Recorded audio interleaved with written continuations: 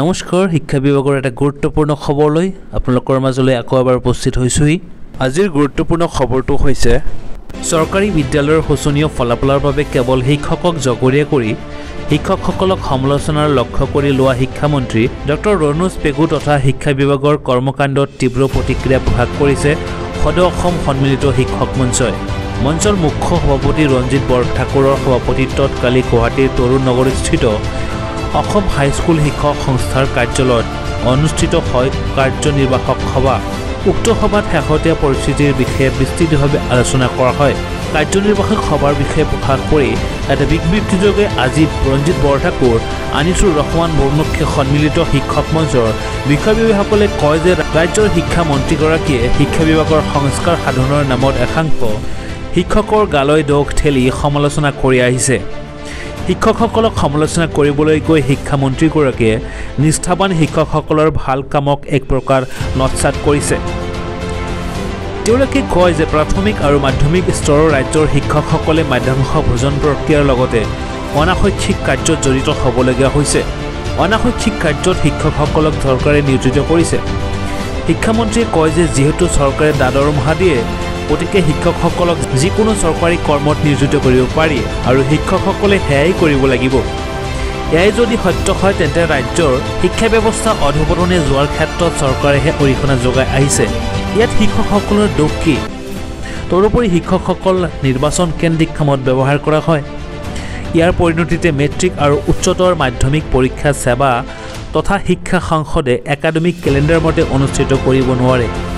ৰাজ্যৰ শিক্ষা ব্যৱস্থা নিৰ্বাচনৰ ওপৰত নিৰ্ভৰশীল হ'ব নালাগে। আনহাতে ৰাজনৈতিক দলৰ হৈ কাম কৰা শিক্ষকসকলৰ বিৰুদ্ধেও চৰকাৰী ব্যৱস্থা গ্ৰহণ কৰিব লাগে বুলি দাবী জনাই মঞ্চৰ বিষয়ববীয়াসকলে কয়, LICৰ এজেণ্টৰূপী কাম কৰি থকা শিক্ষকৰ তালিকা শেহতীয়াকৈ প্ৰস্তুত কৰা হৈছে। অনাশৈক্ষিক কৰ্মত জড়িত থকা অপৰাধত তেওঁলোকৰ বিৰুদ্ধে চৰকাৰে পদক্ষেপ লৈছে। চৰকাৰৰ এনে পদক্ষেপক আমি আদৰণি জনাইছোঁ, কিন্তু ইয়াৰ সমান্তৰালকৈ চৰকাৰে ৰাজনৈতিক দলৰ কামত লিপ্ত থকা শিক্ষকসকলৰ বিৰুদ্ধেও অনুৰূপ ব্যৱস্থা গ্ৰহণ কৰক।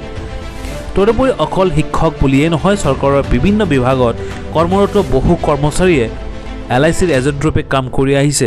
সেইসকল চৰকাৰী কৰ্মচাৰীৰ ক্ষেত্ৰত চৰকাৰখন নীৰৱ কিয়? অনাশৈক্ষিক কৰ্মত জড়িত বুলি অভিযোগ উঠা শিক্ষকসকল বিদ্যালয়ত উপস্থিত থাকে নে নাথাকে সেয়াও তদন্তৰ আওতালৈ আহিব লাগে। তদুপৰি CRCC-সকলক বিদ্যালয়ৰ শৈক্ষিক কৰ্মত নিয়োজিত কৰাৰ বিপৰীতে শিক্ষা বিষয়াৰ কাৰ্যালয়ত নিয়োজিত কৰি ৰখা হৈছে। তেওঁলোকক বিদ্যালয়ৰ পাঠদান কাৰ্যত নিয়োজিত কৰাবলৈ আমি দাবী জনাইছোঁ।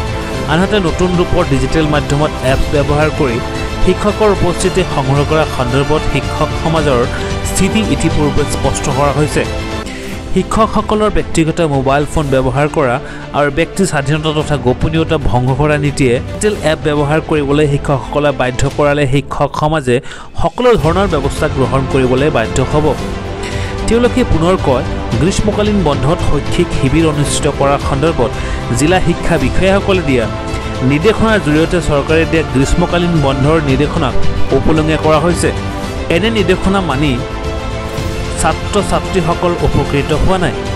এই নিৰ্দেশনা সাপেক্ষে ছাত্ৰ ছাত্ৰীৰ অধিকাংশই বিদ্যালয়ত উপস্থিত হোৱা নাই।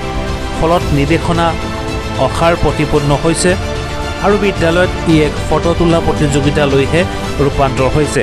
ৰাজ্যৰ অন্যান্য বিভাগীয় কৰ্মচাৰীসকলে 30 দিনৰ আৰ্জিত ছুটি লাভ কৰে। তদুপৰি তেওঁলোকে মাহৰ 2টা শনিবাৰ বন্ধ পোৱাৰ সমান্তৰালকৈ চিকিৎসাজনিত ছুটি লাভ কৰে। অন্য বিভাগীয় কৰ্মচাৰীসকলৰ দৰে শিক্ষককো 30 দিনৰ আৰ্জিত ছুটিৰ লগতে মাহত 2টা শনিবাৰ বন্ধ আৰু চিকিৎসাজনিত ছুটি প্ৰদান কৰক।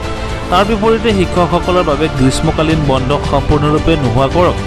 ইপিনে যোৱা 6 মাহ ধৰি বিদ্যালয়সমূহত ছাত্ৰ ছাত্ৰীৰ মাচুল পৰিপূৰক ধন আদায় দিয়া নাই বুলি ক্ষোভ প্ৰকাশ কৰি সন্মিলিত শিক্ষক মঞ্চৰ বিষয়ববীয়াসকলে কয়, চৰকাৰে ছাত্ৰ ছাত্ৰীৰ মাচুল পৰিপূৰক ধন মোকলাই নিদিয়াৰ বাবে বিদ্যালয়ে সৃষ্টি হৈছে অভাৱনীয় পৰিস্থিতিত। বহু শিক্ষানুষ্ঠান অধ্যক্ষ তথা বিদ্যালয় প্ৰধানসকলে গাঁঠিৰ ধন ভাঙি বিদ্যালয়ত ব্যয় কৰিবলগীয়া হৈছে, নতুবা বাণিজ্যিক প্ৰতিষ্ঠানৰ পৰা ঋণ ল'বলগীয়া হৈছে। চৰকাৰে শীঘ্ৰে এই ধন মুকলি কৰি দিয়ক। অহা 7 আগষ্টত সন্মিলিত শিক্ষক মঞ্চৰ পৰৱৰ্তী অধিৱেশন অনুষ্ঠিত হ'ব বুলিও আজি বিবৃতিযোগে সদৰি কৰা হয়। এয়া আছিল এটা গুৰুত্বপূৰ্ণ খবৰ। যদি আপোনালোকৰ এই খবৰটো ভাল লাগিছে তেনেহ'লে ভিডিঅ'টো এটা লাইক কৰি দিব। আৰু যদি মোৰ ভিডিঅ'টো প্ৰথমবাৰৰ বাবে চাই আছে তেনেহ'লে মোৰ চেনেলটো ছাবস্ক্ৰাইব কৰি বেল আইকনটো প্ৰেছ কৰি ৰাখিব সকলোতকৈ আগত নটিফিকেশ্যন পোৱাৰ বাবে। সো ধন্যবাদ থাকিল সকলোকে মোৰ ভিডিঅ'টো প্ৰথমৰ পৰা শেষলৈকে চোৱাৰ বাবে।